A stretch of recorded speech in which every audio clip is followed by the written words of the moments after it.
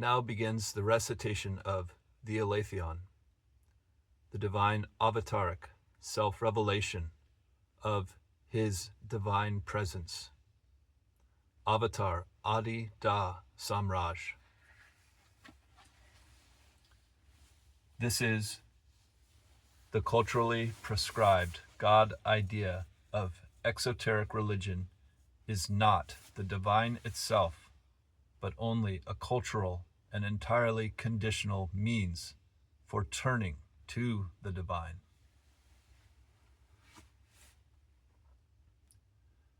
In the Hindu cultural tradition, there is a great variety of forms of exoteric religious worship, each of which is centered around a particular culturally described divine image, idea, and mythology. That focus of worship, however conceived in any particular branch of the Hindu tradition, is regarded as one's chosen form of the one divine absolute. The understanding within the Hindu cultural tradition in its most profound developments is that whatever chosen form a person may worship in the exoteric manner is the construct through which he or she is moved to turn to the one divine absolute. Thus, it is understood that one's exoterically worshipped chosen form is not the one and absolute divine itself, but is rather the culturally prescribed means whereby one turns to the one and absolute divine. Because the one divine absolute itself is, within the most profound developments of the Hindu cultural tradition, understood to transcend all constructs and altogether all limiting conditions.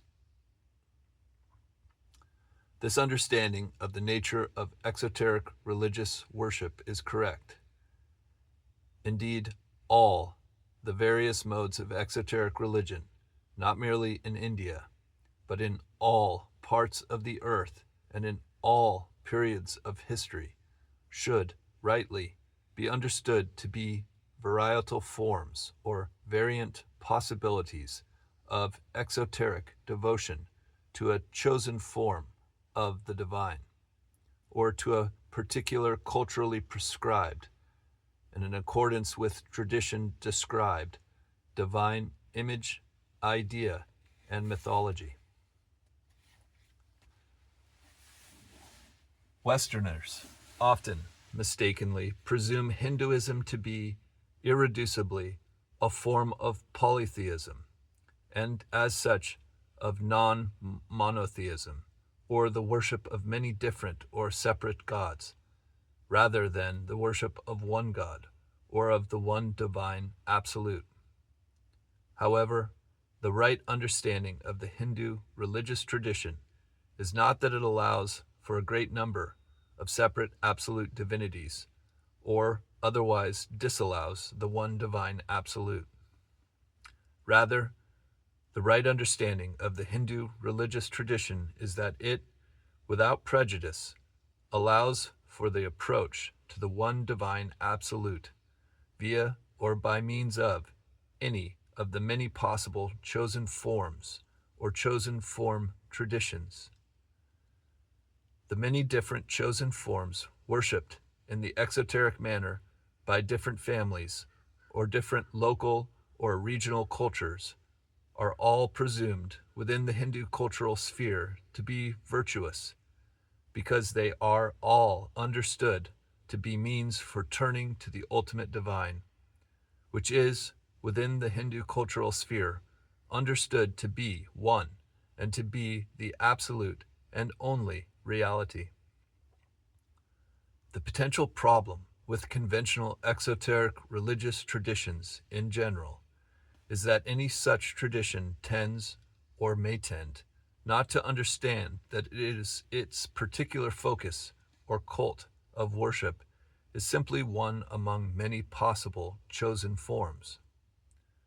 Thus, any such tradition may tend to presume or insist that it is the tradition, the one and only true and right and officially allowable tradition. Such is the origin of fundamentalism. To the fundamentalist mind, the prescribed images and the otherwise described ideas of the cult define the divine, as if the divinity or reality itself has been copyrighted, subject to exclusive ownership by a particular tradition of images and ideas.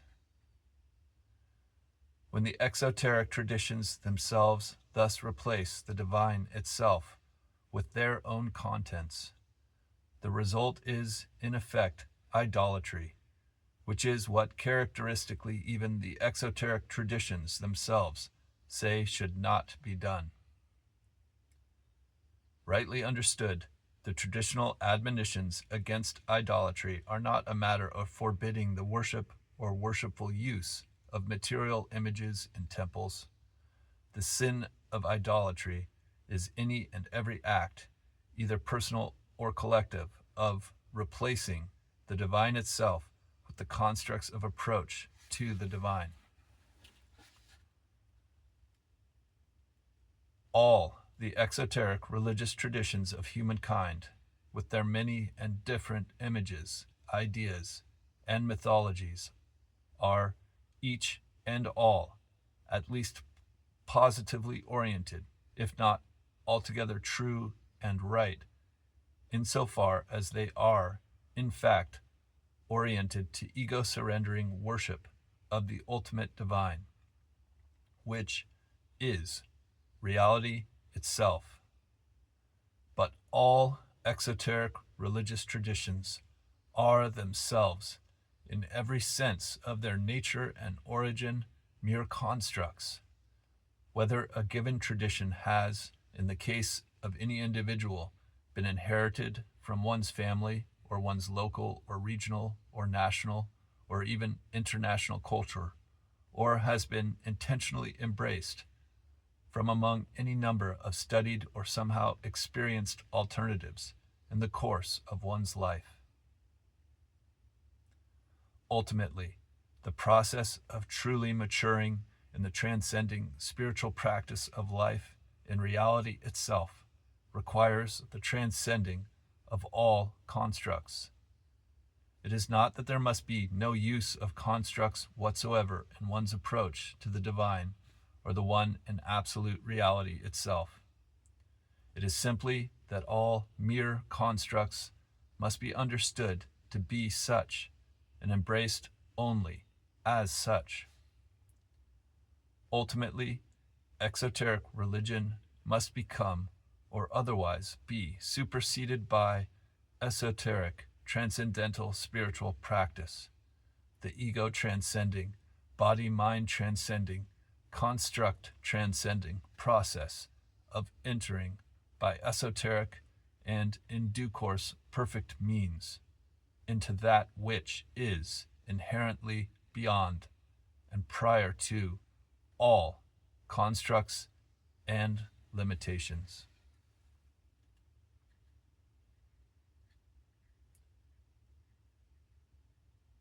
Here ends the recitation of the Aletheon. Da.